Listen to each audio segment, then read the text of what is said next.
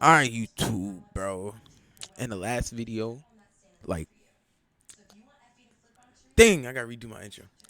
Alright, YouTube. So look, in the last video, my mic was not as loud, so that's why I'm holding it now. You know what I'm saying? But long story short, this is if a man gained the ability to be invisible. Imagine if suddenly no one noticed you existed. That's what happened to this dude after he woke up as a ghost. Now he has to solve what happened to him and try to communicate to others. We start off with a bunch of people at a dinner table outside a house. They're celebrating Nick. His mom is giving a speech and she mentions that Nick's dad is late. Nick stands and leaves the table. He goes to cut a cake which has his face on it, then walks into the house, sits on a stool, and points a pistol at his face. But just before he shoots, he wakes up. It was all a dream. Now he's at breakfast with his mom, and that's a funny looking smiley breakfast for a grown man. He asks his mom if she has thought about some writer's course in London that he wants to go for, and it doesn't look like she's in support of it. So he turns the smile on his breakfast into a frown. How cute. And now he's on his way to school on his bicycle. At school, we see him do a business exchange. He did homework for some guy. After handing the homework to the guy, his girlfriend sneaks up on him, asking if he'd be coming for a party tomorrow night, but he says he can't because he'll be busy. Next, we see two guys and a girl trying to get some money from this guy. Apparently he owes them. The leader of the gang, Annie, threatens him with a knife, but she doesn't really do anything except scratch him on the finger. Now we're in Nick's class and a guy's reading his homework to the class. The teacher asks Nick to top that. He goes to the front of the class, sits on the table, and reads his own work. It's Why the good teacher poetry, hate but him? his classmates seem bored out of their minds. So once the bell goes, they all pack their bags and leave. The students are now in the cafeteria. The guy who was scratched is Nick's best friend, Pete. Nick is telling Pete he needs to stand up for himself and not let people push him around. Pete says he can't, so Nick goes to fight for his friend. He goes and pays off Pete's debt and whispers in Annie's ear, "You are so broken." Dude really thought he was going to get away with that, but Annie only gave it a few seconds then attacked him, landing some punches on his face. Now two of them are waiting to see the principal and are having a little heart-to-heart. She tells him he's not better than her because he sells essays. He admits that he's a hypocrite, then the principal comes and sends Annie home. Then he turns to Nick and tells him to stop wasting his time on lost souls like Annie Newton. She has no future. You do. Don't let us down, he says. And Nick's only reply is, "Can I leave now?" Then we see Annie back home. Her stepmother hasn't made her brother dinner, so she confronts her about it. This causes an argument between her dad and stepmom, but Annie just goes upstairs and makes a sandwich for her brother, Victor. Victor asks her if she'll be going out tonight and she says yes. You can see the boy's mood change. Over at Nick's house, we see Pete arrive and tease him about getting beat up by a girl. Relatable. Pete now asks Nick about that same party, and Nick says he won't even be around by tomorrow. He'll be in London for the writer's program. His mom doesn't even know, but he's going anyway. According to him, she's always trying to micromanage him and be on top of everything, but he's not going to let her have this one. Now we see Annie get in a car with her boyfriend, Marcus, and they're off to rob a jewelry store. Annie smashes the glass, grabs some jewelry, runs back to the Mercedes which Marcus just stole, and he drives off. The next morning, Annie gets ready for school and is leaving with the bag. Marcus asks her to leave the bag with him, but she refuses and says he'll do nothing about it. But he actually does something. He takes his phone and puts a call through to the police. Oh, what a rat. At school, we see Annie take the bag and put it in her locker. When she closes her locker, she sees Pete giving her a stare down. A few minutes later, the cops show up, open her locker, find the jewelry in the bag, and take her away. She calls Marcus from the station and gives him the update. He asks if she has any idea how they found out, and she says she does, and she'll take care of it. Do you really? Anyway, after the call, she leaves the station ready to exert revenge on the person she's so sure ratted her out to the cops.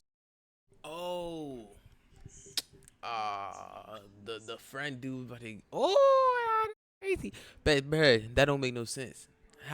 That means Buddy would have had to seen the robbery, bro.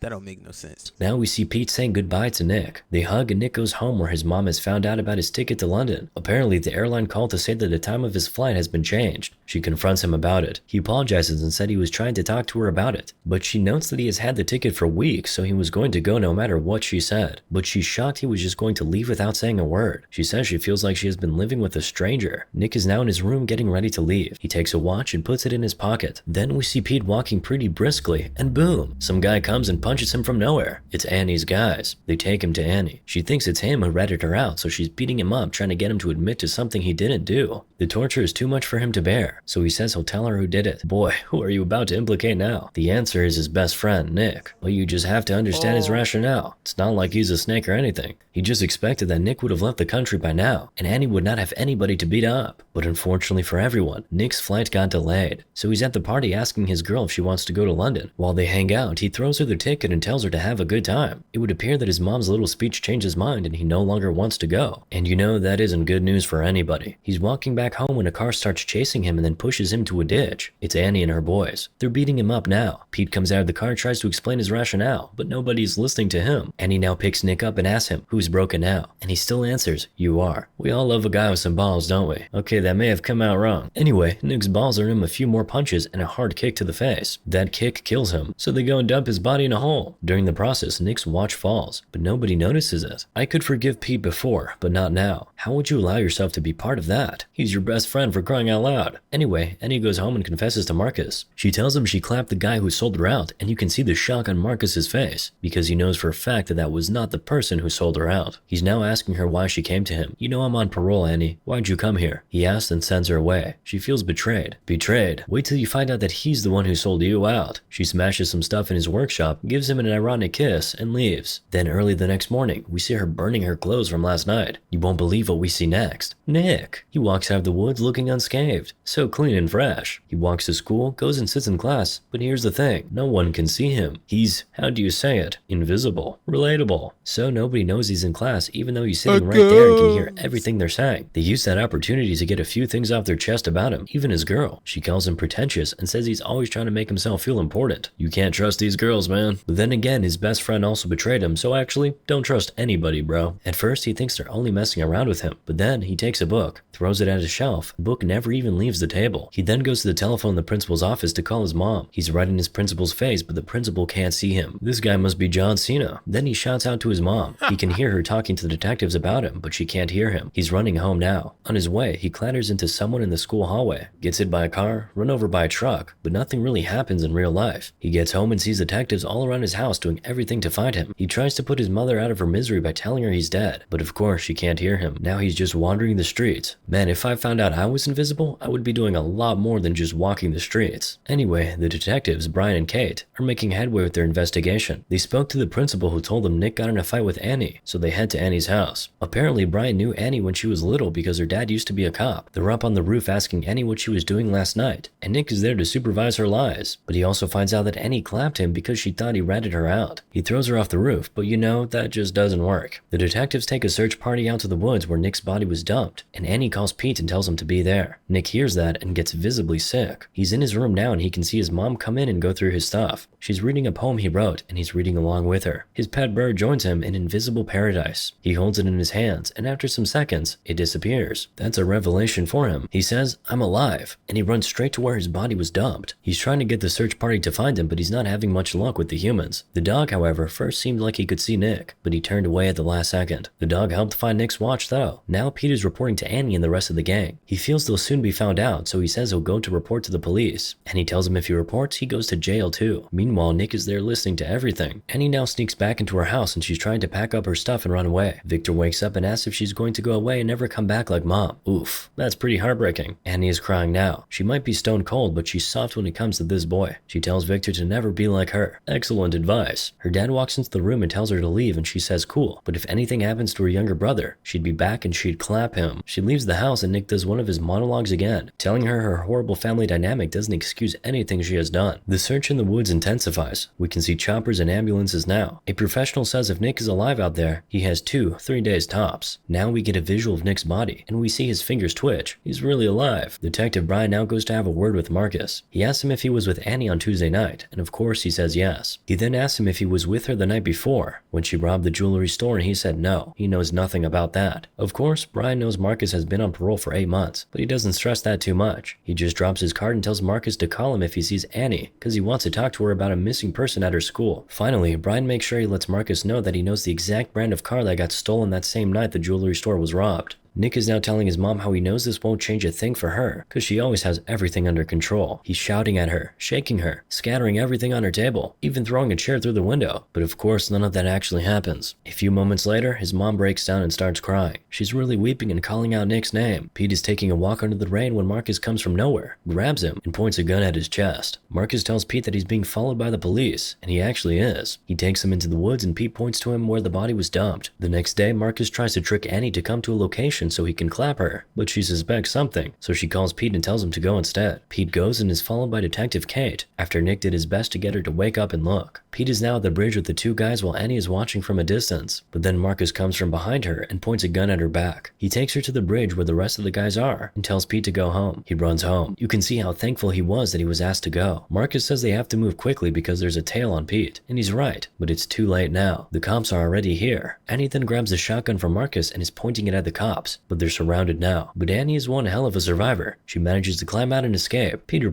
Parker would be extremely proud. While she's running away, Nick screams, "They'll catch you, Annie," and it seems like she heard him, because she turns around and yells something. So Nick goes, "She heard me." She goes to a club and sells a ring which belonged to Marcus to some guy. After he pays her, she decides to stay back and do a little dancing. She takes off her hoodie and beanie, and is now doing the signature white woman dance while Nick is just watching her. The next day she goes to her mother's grave, and is now doing the signature white woman dance while Nick is just watching her. The next day she goes to her mother's beanie, and is now doing the signature white woman dance while Nick is just watching her. The next day she goes to her mother's grave, and she says she's sorry. Then Nick starts talking about how sometimes he wishes his mom died, instead of his dad, because of how much pressure she puts on him. He now reaches out to Annie and touches her shoulder. He says he knows she can hear him, so he tells her just to tell them where his body is, but she just stands up and leaves. He follows her. She breaks into the school at night and puts some money in an envelope for Victor, and puts it in her locker. Nick is there to tell her he's dying, and he doesn't have much time left, and ironically, she's the only one who can save his life. You can tell she can hear his voice in her head, so he screams her name and she turns around, but she can't see anybody. She's miserable now. She goes to take a shower, and being a good boy, Nick makes sure not to look. Meanwhile, Nick, the one in the hole that is, opened his eyes at this point. Annie is sleeping now in the basketball court, and Nick is right beside her, running his hands through her body and calling out her name. He oversleeps and is woken up by the basketball team that comes in for practice. How are you a ghost and oversleeping? Or sleeping at all for that matter? Anyway, now we see Annie in Nick's house. Facts. He's going through his old photos and getting nostalgic. Do not tell me these two are falling in love, because even Nick is out here smiling while his body is decaying in that hole. Thankfully, Nick's mom comes in and kills whatever romance was brewing. Annie runs out of the house and straight into the woods to where they dump Nick's body. And Viola, the body isn't there. Nick is telling Annie that someone was there to move his body and he's asking her to think. She sees the substances that she found with Pete days back, and that tells her that Pete was here, so she goes after Pete at school. Pete is now telling her that Nick didn't even rat her out in the first place. He then confesses that he and Marcus moved the body, so she goes after Marcus. She ambushes him in his car, just outside a police station. Then she takes him to a precipice and tells him to go on his knees. Role reversal moment. Then she points a gun at him. Meanwhile, Pete is trying to self-delete. Nick is begging him not to do it, but Pete can't even hear a thing. But here's the beautiful thing. While Pete is in that transition zone where he's not dead yet, but not fully alive, he sees Nick. They can see and talk to each other.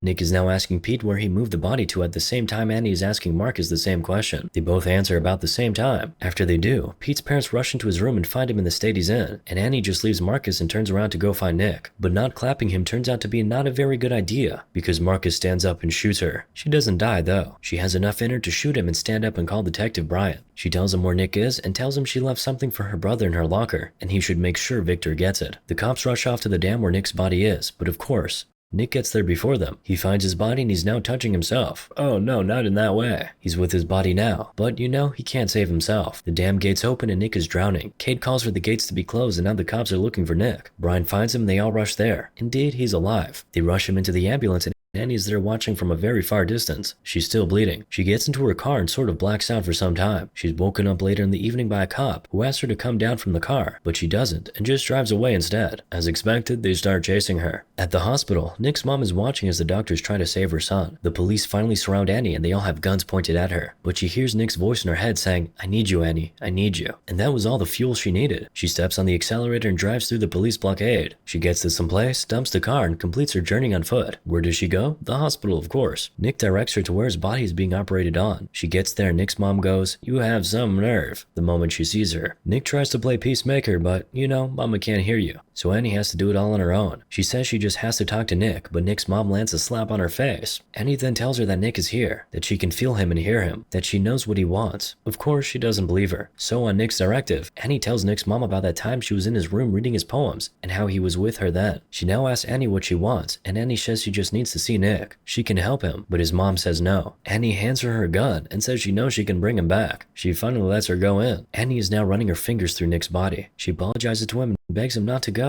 She takes off her necklace, which once belonged to to her mom and puts it in his hand while she joins him on the bed and snuggles with him. When she does that, the invisible Nick disappears and the real Nick wakes up and calls Annie's name. Annie says she wanted to do one good thing and Nick tells her she did. She saved him. Then Annie taps out. Then we see Victor playing with a toy plane and Nick shows up and has a conversation with him. Victor says his sister died and Nick says they should send her a message.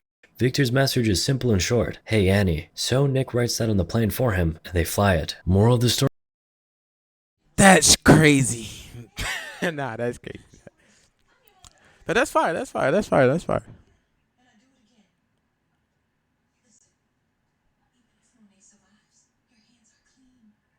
I don't know, but that was sad. Facts. Yeah, that would be facts. That was definitely what's called. But other than that, that's it for the YouTube video. Don't forget to drop a like, comment, subscribe, and we is out.